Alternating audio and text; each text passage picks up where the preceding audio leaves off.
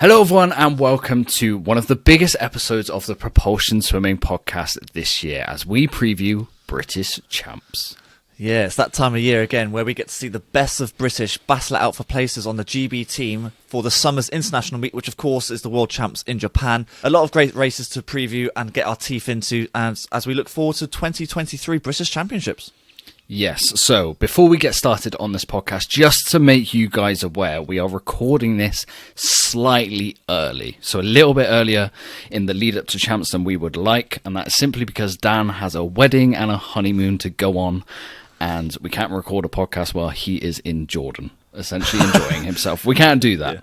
Yeah. So a little bit of this information might be inaccurate with potentially injuries that might crop up in the next 2 weeks, swimmers pulling out of events because we don't have a start sheet in front of us, but we are doing, as always, to the best of our abilities. Now, yes. The aim for this podcast then, we are going to take you guys through the structure of the meet. We are going to talk about those pesky consideration and qualifying times because there's a lot to debate there. We are going to discuss a few young swimmers that we are looking out for but not really putting expectations on. Some swimmers returning from injury in the British scene. There's a few big ones to keep an eye on. Names. And then we will go through our favourite battles, and as always, we will give 2 or 3 big predictions that we do on this podcast. We are usually wrong, but it's always good to put something big out there. Just half the time for a clicky title to a podcast. But Dan, but one of them is going to come in at some point, surely. Lots to get through on this podcast. It's like you said, this is the biggest British meet of the year. It's in Sheffield. Nice, hot, sticky poolside. We will be there towards the end of the meet, capturing interviews, poolside clips, the lot. And I can't wait. Yeah, I'll be back just in time for the weekend to see the weekend's racing, which, of course, for me, the biggest race is the men's 200 free. That's obviously the one I really want to watch. But there are plenty of races that you can get your teeth into and digest. And we're going to go through them as much as we can here because it's all very exciting. Absolutely. So, yeah, commitment by Dan is the fact that he's getting back from his honeymoon on the Friday and will be in Sheffield on the Saturday. Correct. Yes. So let's kick things off with the structure of the meet, just as a little guide for those who might be watching. So as far as we're aware then, the structure of the meet is as follows. You have morning heats at 9:30 a.m. That's quite late in the day for swimming, actually. That's not bad. Yeah. I believe there are some middle heats for the slower qualifiers, but that is kind of unconfirmed, as always on the British Swimming kind of posts. It's not clear, I believe. And then there are evening finals, which start at around 6 p.m, and I would have thought they'd take about 2.5 hours. So the finals that are on offer are going to be junior finals, which are males and females born in 05, 06, 07, 08, and 09. Priority Paris final, is it Priority Paris? Is that still a thing, Priority Paris, like a year out from the Olympics? Is it not Los Angeles? I pasted it, so no, I copied and pasted it. Yeah. Okay. Priority Paris final for males and females born 2000 or younger, and then Open A and B finals. So essentially 4 finals per event. It's a lot. That's a lot of racing. It's quite interesting that they still have Priority Paris with a year to go. I would have thought they'd be now looking forward to, let's say, LA. I know that's they haven't got a catchy name for it yet. That's why. No, Priority LA doesn't quite have the same ring to it, does it? But yeah, the same finals, 4 finals, a lot of chances for swimmers to have 2 races, which I think is quite key, especially for those younger swimmers to try and gain a bit of experience. But it's going to be quite good to see all of them racing again, really. Absolutely. And by 2 races, you mean like qualifying from your heats and swimming in the evening final session. That's great, yeah. Heat and then final again, yeah. Okay, and the whole point of this meet is to qualify for the World's team this summer. So let's talk about the qualifying standards and the selection times then. So I'll be honest, we're not going to spend a massive amount of time on this. So the best place for everyone to look is Pool Boy's website. We will link it in the description of this podcast in the show notes. He's done a completely comprehensive breakdown of it all. But essentially, to get an automatic spot on British Swimming squad this summer is extremely tough. Nigh on impossible. Yes, I mean, I've done a little bit of research. I may have missed 1 or 2 here, but if you want to qualify automatically I've got 5 events here. There could be more, like I said. The men's 400 IM, the men's 100 backstroke, the men's 200 fly, the women's 100 fly, the women's 100 breaststroke. If you want an automatic qualification, you've got to go a British record. I find that insane. That is madness. Now, that's the automatic qualification. The consideration times are slower, but not by much, still mind tough. you. They're still tough. They're still very, very hard, but that's how hard British Swimming want these swimmers to be going in March or early April, which is crazy. Yeah, so in the world of swimming, usually to qualify for these meets, you need to hit a FINA A time. So FINA will put out, is it called a FINA A time anymore? World Aquatics A time. World Aquatics, yeah. There we go. A World Aquatics A time, which essentially is a percentage off the world record, if I am right in thinking. And British Swimming usually, if not always, see this time as too slow to make the British Swimming team. We want you to be in a different percentage of the world record, which is why the times like the men's 100 back, the men's 200 fly, which have ridiculously fast world records as of recently, are really tough to hit, and British records need to be broken to make an automatic squad. That's what they've made their times off of. Do I like it? Absolutely not. Has it worked over recent years? Yes. So while I don't like it, I'm not going to complain. The British Swimming's had a lot of success recently, so if that's how they want to do it, that's how they want to do it. And that's what it comes down to, I think. If you look back in history and they've had these fast consideration times or qualifying times, it's clearly worked, because you look at the success we had in Tokyo, and if it's not broken, then you don't fix it. So you just keep going and going and going until it does get broken, then you've got to readjust again. But listen, it's worked before. I think a lot will come down to coach's discretion, like it has done for the past few international selections. But it's very interesting. I know a lot of people don't like these fast qualification times, because then youngsters can't get through to potentially their first international meet. But it's worked in the past, and that's what British Swimming will go back on, basically. Yeah, now while you won't automatically qualify if you don't hit this time, that doesn't mean the swimmers won't go. We just look at the automatic qualifying time right now. I think there's only 7 guys and no women who have got under that in the past year. But they will still take a squad of around 24 to 30 swimmers. That's kind of the number I'm expecting, even though there isn't like a definitive, this is the cutoff, this is how many we can take. Yeah, I was going to say, nothing is properly confirmed, is it? No, but that's what Dan means by coach's discretion. Like, if you don't have a 100 backstroke swimmer who's not hit the qualification times, well, you need one for a medley relay. They'll probably take 2. I was going to say, I think relays will be taking the priority here. Whoever is the fastest 100 backstroker, whoever's the fastest 100 breaststroker, I assume they will go to Japan, because we need them as part of the relay, you know? Whereas, like, the men's 200 fly, the men's 400 IM are probably going to be unlucky with selection, if anyone is going to be unlucky with selection. I suppose you can put that down to, like, you know, before in the women's distance events. If it doesn't, absolutely, you know, those races don't count towards a relay, so it's almost like they're secondary, which sounds terrible. I don't really want to say really that. Does. You know, I don't like that. Yeah, I don't really like it. But the 100s are where it's at, and the 200s, of course, especially on the freestyle front, because of those potential relay spots. But it is a shame that that's the priority. We should be prioritizing every event, I think. But that's me. Enough about them, those pesky times. Let's move on then to a happier topic, a less controversial topic: young swimmers to watch. Now, the young swimmers we're going to talk about here, we don't actually want to put any pressure or expectations on them ahead of this meet, because some of them are still at school, some of them are very young. It is more, if they produced a massive PB and made the squad, I wouldn't be massively surprised. So those are the swimmers that we're talking about here.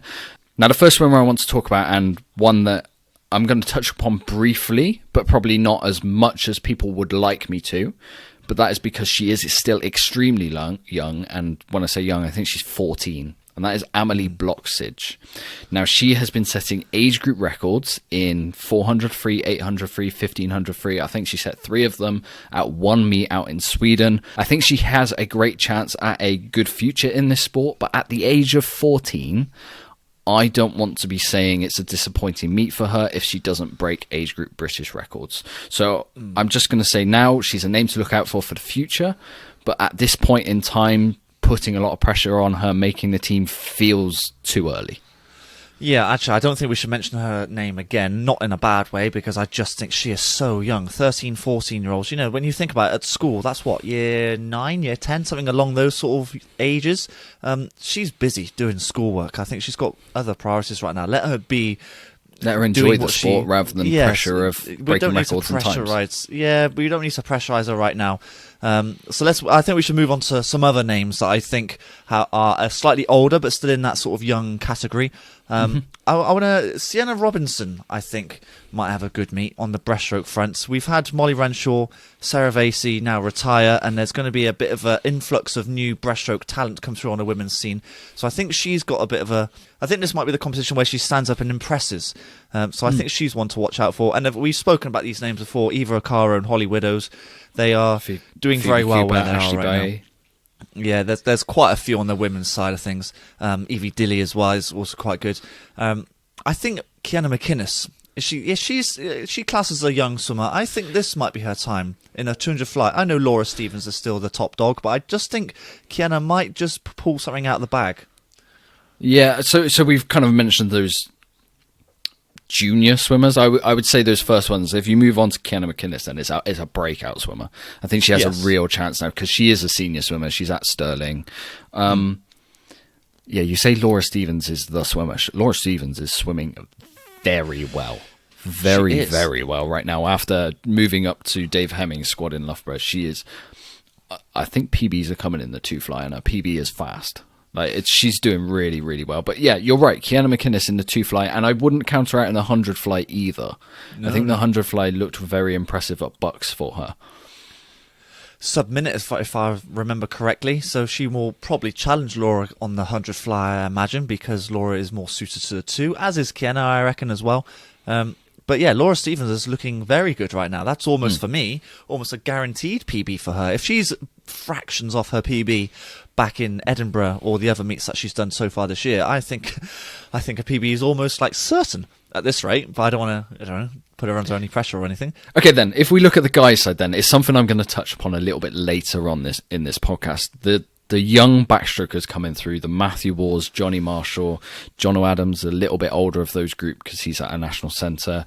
Robbie Hemmings, I really like their prospects, but one guy who, if we put him in the Kiana McInnes category, who might have a breakout meet is Ed Mildred.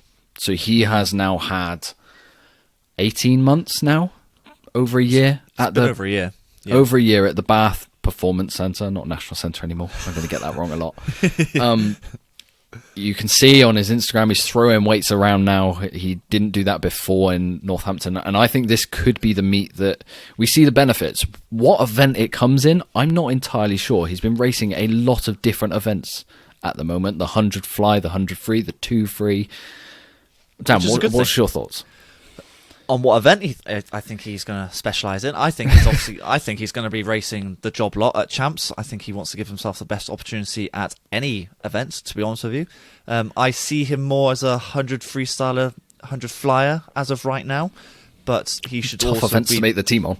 Oh, God, yeah. Especially looking at these times that they've got to hit as well. I mean, he shouldn't disregard the 2 free and the 200. Well, he could do the 200 IM as well. I was about to say 200 IM, but it could be the 2 fly. Honestly, he could do anything. I'm glad that he is now filling out as well, because I actually kind of predicted, when was it? Even when he was at Northampton. So let's say 2 years ago that he's one to watch. And again, similar to Kenny McInnes, this might be the time where he impresses and actually comes through that crowd and breaks through. He's definitely one to watch out for, certainly. Yeah, now along with these young names, there are a host of big names returning from injuries. The big name for me that I'd love to see is Kathleen Dawson. She's been swimming at Bucks. She's swum a little bit at Edinburgh as well, and she's doing 60 points for these 100 backstrokes, which I think is actually quite good coming off that really... It's quite a bad back injury, you know. Yeah. And she's had this back injury for a long time now, so it's good to see her back in the pool. You saw her at Edinburgh. She looked pretty good, and so hopefully she can go sub-minute and challenge the other girls that will be there as well. Yeah, it's going to be a tough battle, though. There's a few of them in that 100 back that she's going to have to beat to make the team. But yeah I think, like you said, it is really good just to see Kathleen back in the water and back swimming, because it was a really bad injury. And then one more name. He wasn't injured last year, but it's gone under the radar, is Duncan Scott. And like last summer, he had COVID. So he missed, what was it? He missed 2 of the competitions, 2 of the 3 majors. So he kind of, like, being Duncan Scott, everyone just presumed he raced last year. But actually, he didn't race at Worlds, and he didn't race at Europeans. So it's going to be good to see him off the back of good winter's training. I saw him up in Stirling. He's been in a heavy, heavy block of training. He's raced a lot. He raced loads of meters up in Edinburgh. I think he did the 2 fly. Out of all, like, he did every event. The 200 free is going to be very, very highly competitive and tough. The 200 IM, also pretty tough. Now Tom Dean's swimming it as well. So yeah, he's got a battle on his hands at Champs to win his titles again. But again, it's like, I think people should just be aware. Last summer was a down year for Duncan because of COVID. This year he could be backfiring to his best. Yeah, you kind of expect that from Duncan, don't you? Every time he's in the pool, he pulls out some absolutely incredible swim. For me, I just think his swims so far have just been like a second off where I'd like him to be. So he went 2:01 in the 200 IM at Edinburgh. 2 minutes would be quite good. If his PB is 155 low, you kind of just want him to be that little bit faster. But again, he was in that really hard training block. Yeah, I mean, actually, a lot of them, to be fair, have been in a really hard training block. Like we spoke I wouldn't to Jimmy read Guy, too much into those Edinburgh times. Yeah, like Jimmy Guy was absolutely dying up in Edinburgh, and he was like, "Oh, give me taper now." So I think a lot of them have been pushed really, really hard, and the fact that they will all be tapering for this meet because of how hard these qualification times are. Maybe we should be expecting some amazing times for you guys. Maybe. I'm not actually some fast sure. battles. Who knows? Yeah, so the battles will be amazing. Let's talk about those best battles then. So we can't preview every single race like we would for a World Champs simply because we'll be here all night and no one wants to listen to a 2-hour podcast of me and Dan speaking. But we'll go through our favourite battles then of British Champs, and I'm going to kick things off straight off the back of our big names returning in the women's 100 backstroke. So Kathleen Dawson really does have a tough battle on our hands with Maddie Harris and Lauren Cox. I think Lauren Cox has gone under the radar for how well she swam recently, especially at Commonwealth Games for England. Definitely. I think she can comfortably go under a minute. So whether Kathleen can match these two girls, I think Maddie, I'd love to see her push on from last year, maybe hit a 58, although it's very early in the year for that. Well, they've got to hit 58.9 to automatically qualify, which is so difficult, very, very difficult. It's a good three-way tussle. I mean, Lauren is very good over the shorter distance of the 50, so I imagine she'll be taken out stronger than the other two. But then you've got, I think Kathleen is just almost a perfect 100-meter backstroker. She can kind of go out hard and hold it on the way back. But I think at the moment, going into that race, Maddie has to be the favourite for me. Well, she's got a very busy schedule, which we'll get to. I think she's under the radar in a few other events. Like, she swam really well for the relays last summer in the 100 and 200 free, and I think the 200 free she's going in fastest this year. Like, of all the swims this season, she's gone a 158.0. She swam that out in the TYR Pro Series out in America, which is good. It's the fastest time for a British woman right now, so it's nothing to. It's, you know, she's number one on the team list as of the women's 4x2. So should we talk about that women's 200 free then, as we've tangent onto it then? Go on, There's 5 girls really who are battling for 2 individual event spots, and then the 4x2 is just looking very strong now with the 5 of them. So you've got Freya Anderson, Freya Colbert, Abby Woods, Maddie Harris, and Lucy Hope. Yes, and I agree with you. I think the future of that relay is actually getting stronger and stronger. The fact that those 5 girls are all going, as of right now, 158s. I know there's a few girls that can go 157s, with Freya Anderson going 156. It's looking quite good. The only problem is that you look at the American team or the Chinese team or the Australian team, and you're like, oh, we're still quite far behind. But it's we are definitely 4th best right now.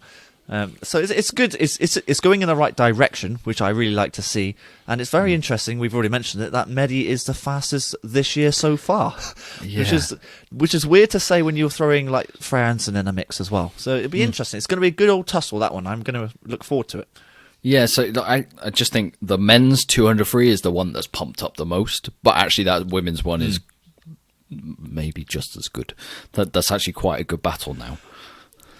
In terms of battles, I think it's right up there. It's just the problem is you look at the times, and it's not your Arion Titmus or your Ledeckis or some Macintoshes. Whereas you look at the men's side, and those guys are actually at the top of the world. Sure. I think that's the difference. In terms of the battle as a spectacle, watching on poolside, it's going to be just as exciting for me. Anyway, I like the drama, obviously, but it's definitely one to watch out for, that race.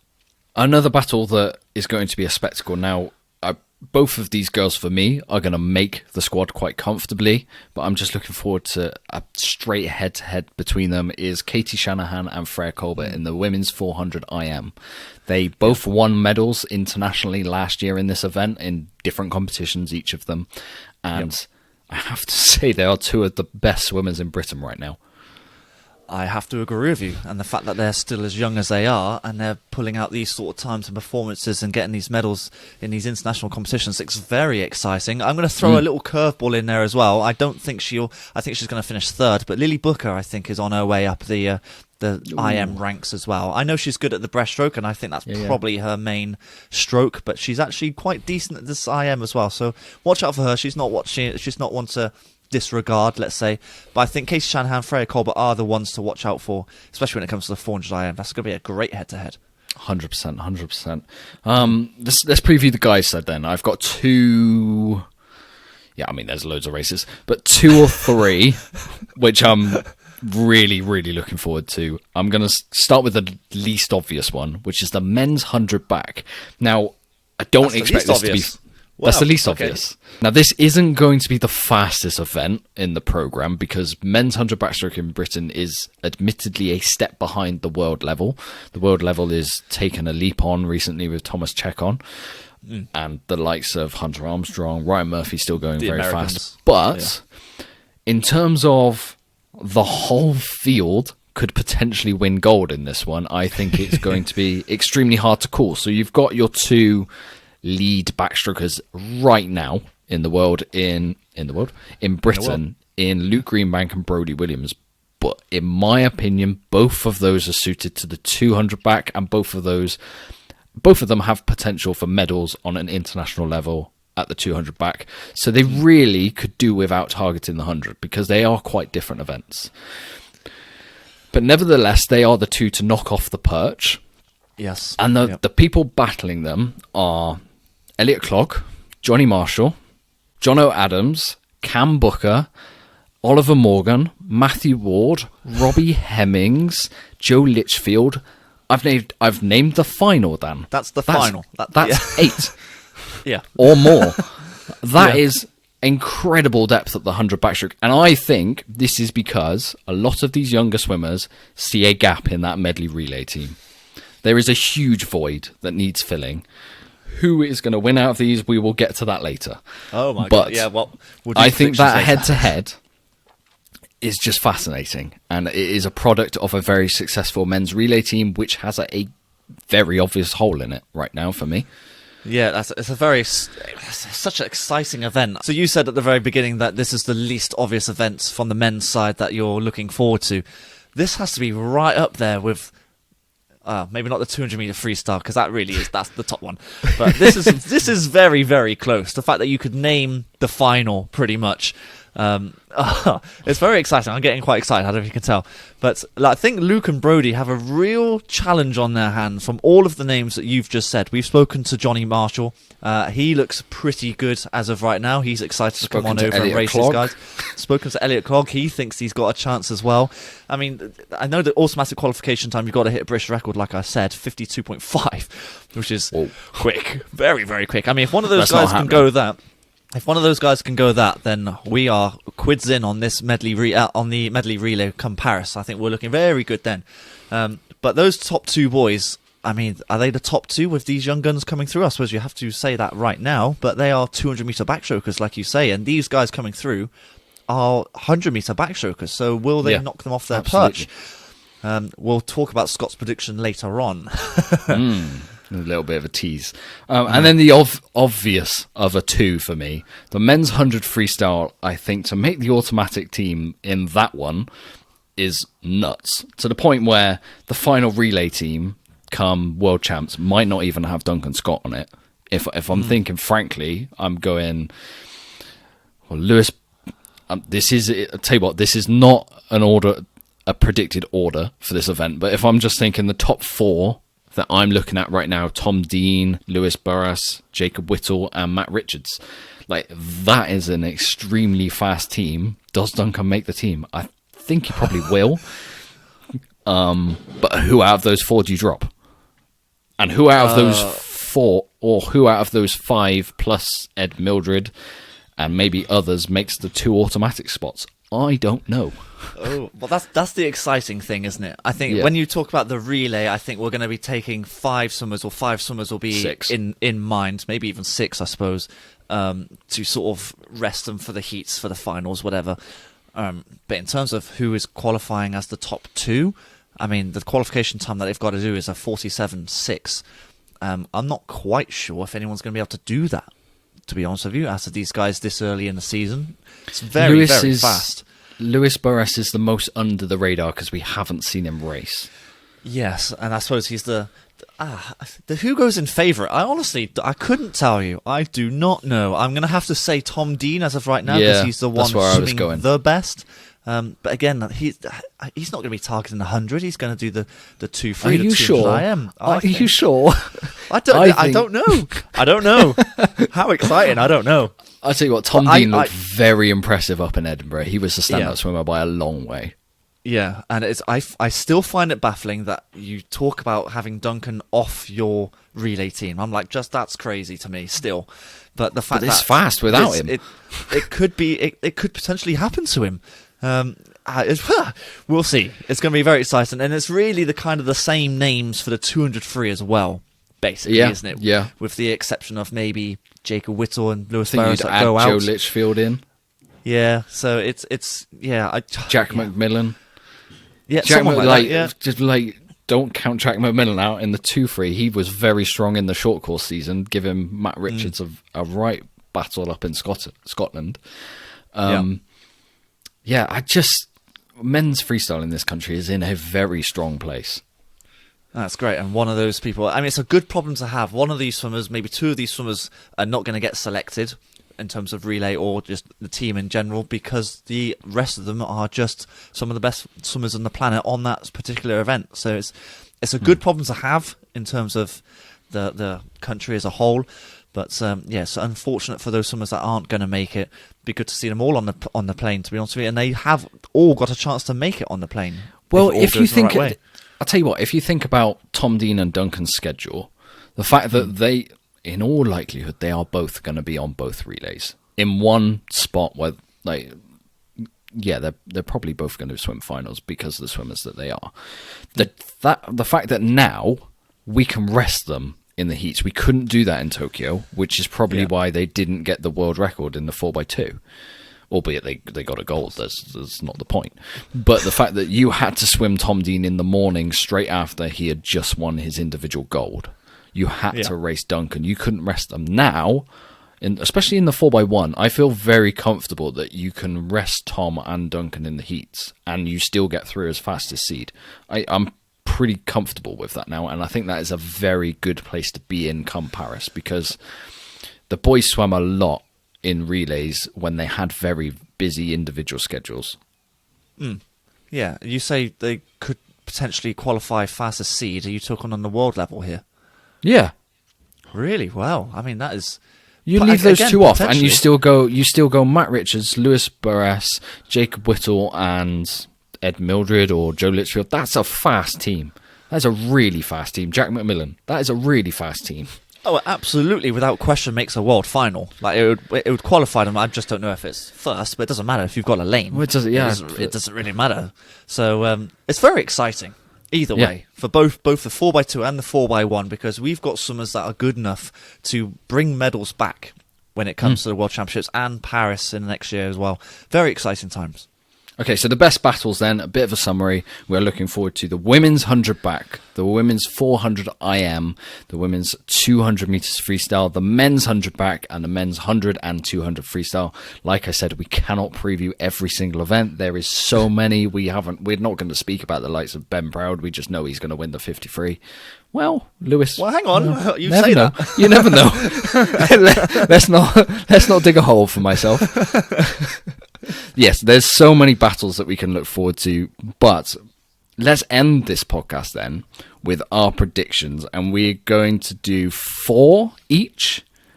And by predictions, 4. I don't mean like we're going to set a time. It's more of a statement, and we'll get each other to expand on it. And I think that's a good place to end rather than every swimmer, every event. Dan, I'm going to let you kick things off. Oh, okay. Let's pick one of my 4. I think, since we've just spoken about how good the men's 100-meter freestyle is, I think Matt is going to go and win the 100-meter freestyle at Champs. Okay. Even though Tom Dean goes in as favourite, like I said, but I actually think Matt will come away with the gold in this one. What do you think to that? I think you've forgotten Lewis Burras. Yeah. Again, I'm basing that off because I don't know how well Lewis is doing right now. The move to Millfield has done wonders, and he is swimming phenomenally well. I think it's a first prediction on this podcast. That's a bold one to put your neck out on. I know. That's why I did that one first. So let's get this one done out of the way. So I feel relatively confident with it. Oh, wow. Really? Yeah. Honestly, I do, because he is swimming so well. Obviously, he's hit his British record short course, and he has now transitioned that over to long course, as of what we've seen so far. He's looking good. He's looking strong in the water. The underwaters look great based off his British record as well. Yes, that's true. And he did swim well at the Pro Series out in America. Yeah. So this is the reason why I've decided to go with this prediction, because he is based off recent performances. He's looking very good. Doesn't go in as favourite, like I said, but I think he's going to be a big challenge to potentially walk away with gold. I can't join you on that hill simply because I can't predict that race. Gutsy. That's a gutsy one to start with. Do you want to go bold with one of yours if you've got one? Oh, the men's 100 backstroke is going to be won by a youngster, one of the kids. Oh my gosh! And I'm going to go Johnny Marshall. I think he looked really good out in the Pro Series, racing against the likes of Ryan Murphy, Hunter Armstrong, Justin Rest. I just feel like he's got the American sprinting backstroke in him, because he is American technically, but he swims for British Swimming. I think he's almost a missing piece right now in that medley relay. He is very young, and he has got a long way to develop when he goes off to Florida. But in terms of all of the names we've listed so far, for me, he's the wild card out of all of those. Interesting. That is interesting. I think, and I'm going to agree with you, that I think he's the next one, let's say, for the 100 Maybe it's a year. Maybe I've gone a year too early on this prediction. That's what I'm thinking. I think he is the next one, but as of right now, he's not quite there. He is racing the top guys that he needs to race, like you just said, Ryan Murphy, Hunter Armstrong, Justin Rest. He's been racing those top American guys who are definitely the best in the world right now. Do you know, I'd almost from those guys as well. Personally, I feel like the two guys who have had that 100 back are so good in the 200 that it is wild to me that they wouldn't fully focus on 2 back. Time is almost irrelevant in this race, because I don't think anyone's going to auto qualify with a 52. No. You've got to go to British record. You've got to hit a British record to qualify automatically. I don't think that's happening. So really, it's whoever gets their hand on the wall first. Luke is a fantastic racer, as is Brody. You've listed the final already, pretty much. I have, unless yeah, there's some wild card that comes through. Johnny Marshall is definitely one name to watch out for. He might be the name in Paris. I just don't know if it's too early right now. Yeah, I can imagine one year in Florida, and that setup there. Yeah, I can see it next year. This year, I still think it's going to be one of the up and coming names, not one of the mainstays. I just have this feeling. I suppose that was your prediction, wasn't it? It was just one of the prospects coming through. But yeah, and then I stuck my neck out on the chopping block. Yeah. Hey, listen, hopefully Johnny does it, or any of them do it. Ollie Morgan, John O'Adams, any one of those guys comes and does it. I still think Luke is the guy to beat as of right now, but Brody Williams is looking good as well. So he is a 200-meter backstroker. Yeah, so there is a massive difference. It's not like the 100 free and the 200 free. There's a huge difference in 100 back and 200 back in my mind. Yeah, because the underwaters play a huge factor, and it comes into stroke races completely. Although I say that Brody's underwaters look very good in the 2 back at Edinburgh. Oh, you're going to sway me here. Oh no! You can't change your prediction once you said it. That's it. I mean, okay, I right. To stick with we have gone 100 free. So we've gone 2 very, very gutsy ones to start with. Hit me with something a little bit more tame, please. More tame. Wow, I don't know. Realistic. I think we could be onto something. More tame. Lily Booker. I've spoken about her before. I think she has the potential to challenge and possibly beat Abby in the 200 breaststroke. I think the word possibly needs to be removed. I actually think she wins the 200 breaststroke.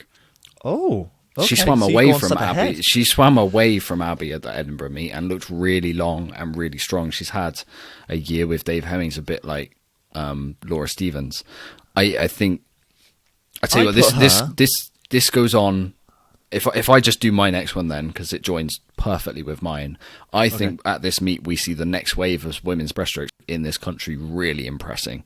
So I had Lily, breaststroke. So I had Lily Booker to win the 200, and then I had Cara and Imogen to swim very well in the 100 and both get on the team.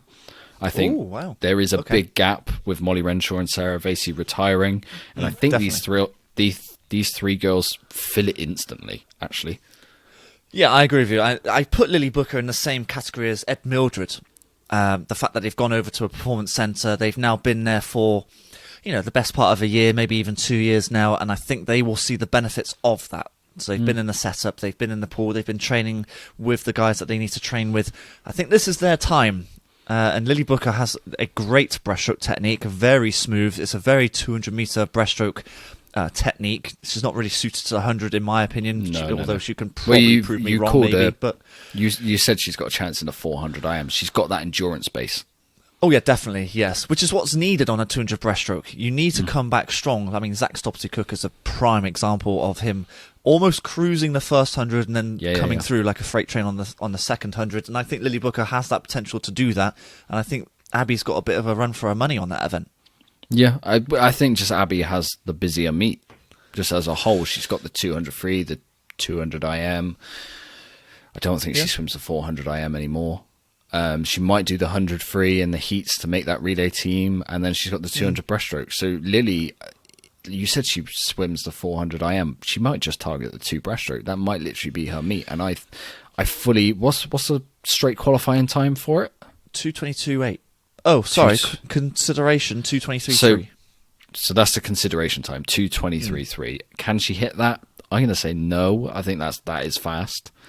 But I think she wins. I do. She was certainly circled as one of my names to look out for at this meet, as was Cara and Imogen, who we haven't really touched upon. But if we say, I said the next generation or the next wave of women's breaststrokers is here, I think it really is. I think we're in a good place. The 100 breaststroke, Imogen Clark and Cara swimming really fast right now. Really fast. I mean, Cara's hitting Scottish records almost at will at the moment. I actually expect her to hit another Scottish record when it comes to champs. And actually, she's only 0.5 away from the British record, so I don't think she's going to be too far away from getting that, actually.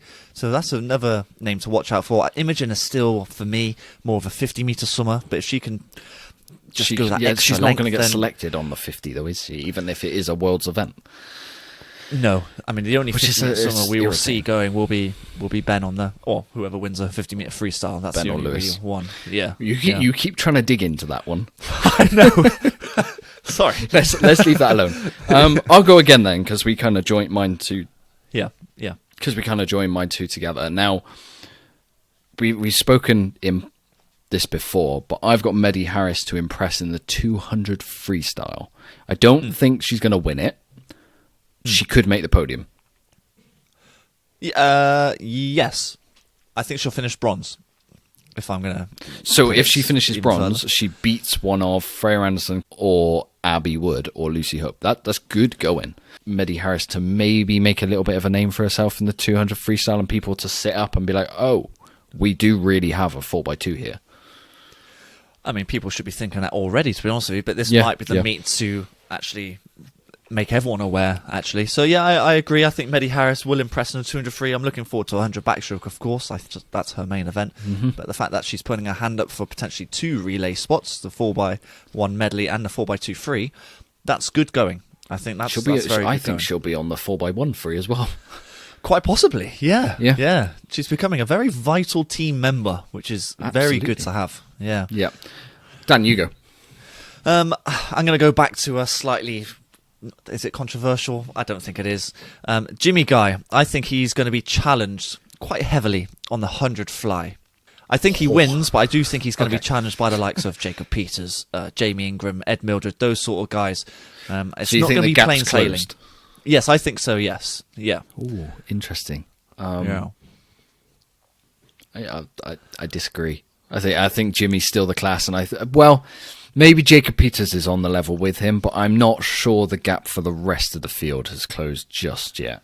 I think if I was up in Edinburgh, I was poolside, Jimmy still looked like the guy, even though he got beaten. Out of that whole field, he still he was knackered. He still looked like Jimmy. Well, mind you, the person that beat him was that Simon Booker at Austria, who was rested fully and tapered hit for that, his and he hit his Olympic time, yeah. didn't he? So yeah, I mean, you can kind of disregard him because he was really targeting that race, and Jimmy was dead. I think he was really suffering by that point. And I don't think that's influenced me. I think I know what Jimmy can do. He's just a powerhouse, isn't he? So I still think he's going to win. I just don't think it's going to be your win it by a second or second and a half type sort of victory. I think it's going to be a lot closer than that. I don't think he won it by a second. Jacob Peters has always been with him. I think Jacob's within like a second, 0.7 or 8 or something along those sort of lines. I don't think it's going to be that margin of victory. I think it's going to be about half a second, something like that. Okay. That's what I think, yeah. Okay, my last one then. I think Anna Hopkin takes a step to the next level. And by that I mean I think she becomes a world-class 100-meter freestyle and 50-meter freestyle swimmer at this meet. She's already made Olympic finals and stuff like that. Is she not there already? She is. She fully is. I just think she goes another level. By that I mean over previous years, her and Freya Anderson you've not been able to split them in the 100 freestyle. Yes. I think Anna comes away from this meet head and shoulders the fastest sprint freestyler in the women's side in this country. Ooh, so you're expecting her to PB in both the 50 and the 100? I don't know about PB, but I think she wins both by a big margin. Okay, yeah. I mean, I see her because she's obviously Olympic finalist in both those. Well, she didn't do the final in the 50 free because she was saving herself for the mixed medley in Tokyo, but she would have made the final, definitely. And the fact that you said that she had a chance of medaling in that race as well, even though she pulled out, her start says a lot. I tell you what, her start, just watch it at Champs, is ridiculous. I think there's a lot of power there, isn't there? You say Ben Proud is the best starting Brit. Put her in that category. I genuinely would. You just watch the first 15 meters. I watched it at Edinburgh. She was a body length ahead straight away. Yeah. So whoa, and she was not swimming against slow girls up in Edinburgh. They were fast. She's got a lot of explosive, fast twitch fibres in her, hasn't she? So I'd love to see your prediction come true. Hopefully she does PB, and maybe this will be the next level for her, because I love her technique, the straight arm freestyle, similar to Ben Proud, and she's got a lot of power for such a small person.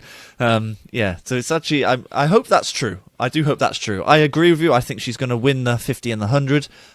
Will she win it by the margin that you're saying? Who knows? Possibly. But if she can get anywhere near her PBs, then I think she's on the right track, definitely. 100%. Okay, Dan, finish us off then. My last one is, again, a bit of a debate for you. I've predicted the star of the meet. And I think the star of the meet is going to be Freya Colbert. I'd throw Tom Dean into it, but I'm with you. I think she has been the form British swimmer so far this year. Up in Edinburgh, she won the 800 free and the 200 back, which is just nuts. Those two do not go together. I presume she was swimming the 200 back for her 400 IM. I guess Dave Hemmings perceived it as the weaker leg, and they targeted it. Her I'm with you. I think she'll have a tough battle in the 400 IM with Katie Shanahan. But yes, definitely. Yeah, for me, Freya Colbert she's going to get the headlines at the end of this meet. No pressure, but I think so. I think she's. Again, we're saying this again. It's a year with Dave Hemmings. We've said that about a lot of these swimmers, actually, like Laura Stevens. It's a year at that national centre after Nova, who set her up really well for her future. I think, I'm fully with you, and I feel like that's a really good place to end this podcast, because I think in 2 weeks' time we will be saying, Freya Colbert, welcome to like the top of British swimming now. I mean, she could potentially be the next British superstar if she does really, really well. That's how highly I rate her. So There you go. I agree. She's got some like tough competition kind of internationally in those events. When you think of like she's swimming the same events as Summer McIntosh, like they're gonna be tough events to win internationally. But in terms of like British swimming, a level of there's not really been that star in the women's side for a little while now, and I think she could be that. I think Freya Anderson has been that name. But I think Freya Colbert's going to get up to that level. Last year was really, really good on a really tired schedule, really tough schedule. And this summer it's one meet. She's just targeting this. I think she'll do really well. So that rounds up our British Champs Prediction podcast. As we said at the start of this, a few of our predictions might be a little bit skewed just with where we're recording. But let us know in the comment section who you think are going to break out, and maybe drop us 4 predictions like we've just done. Doesn't have to be who's going to win, just some statements on our... leave a comment on our YouTube page for the Propulsion Swimming Podcast, and me and Dan will see you guys poolside at British Champs for the Friday, Saturday and Sunday. Yes, I'll see you Saturday and Sunday. Yes, we're looking forward to it. Some excellent racing is going to be happening, I'm sure of it. Yes, we'll see you guys poolside. See you then. Yep, catch you guys in the next one. You've been listening to the Propulsion Swimming Podcast with Scott and Dan. We want to thank you for joining us and invite you to subscribe to the show, as well as checking out the Propulsion Swimming YouTube channel for weekly tutorials and videos to get your swimming fix. We will be back next week. Until then, we'll catch you on the next one.